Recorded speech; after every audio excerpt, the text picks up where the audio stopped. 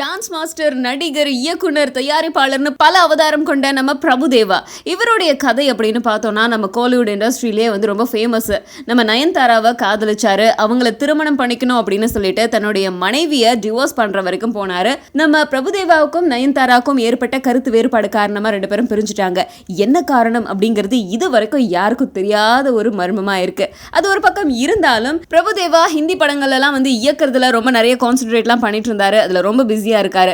And இப்போ கன்னட திரைப்படங்கள் அப்படி இப்படின்னு கான்சென்ட்ரேட் பண்ணும்போது கன்னட திரையுலகத்தோடைய ஆக்ட்ரஸ் தேஜஸ்வினி அப்படிங்கிறவங்க கூட காதல் திரும்பவும் மலர்ந்திருக்கு அப்படிங்கிற மாதிரியான கிசு வெளிவந்திருக்கு. இது உண்மைதானா அப்படின்னு பிரபுதேவா கிட்ட கேட்கும்போது, எதையும் நம்பாதீங்க, காதல் அப்படிங்கிறது எனக்கு இப்போதைக்கு வராது, நான் படங்கள்ல கான்சென்ட்ரேட் பண்ணிட்டு இருக்கேன், நான் யாரையும் காதலிக்கல, அதுக்கு மாறா தனியாக தான் வாழ்ந்துட்டு இருக்கேன் அப்படின்னு சொன்னதோட மட்டும் இல்லாமல் கடைசியாக ஒரு பஞ்சு கொடுத்து முடிச்சிருக்காரு. அது என்னன்னா, மனிதனுடைய வாழ்க்கையில் 2 தளங்கள் இருக்கு.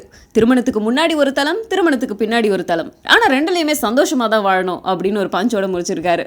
சமநிலைமையில நம்மளை வச்சிருக்கிறது வந்து அந்த பிராணாயாமம் ஒண்ணுமே இல்லை. ஒரு 20 நிமிஷம் அவர் சொன்னாரு, எல்லாருமே வந்து யோகா அடுத்த டீக்கே வழி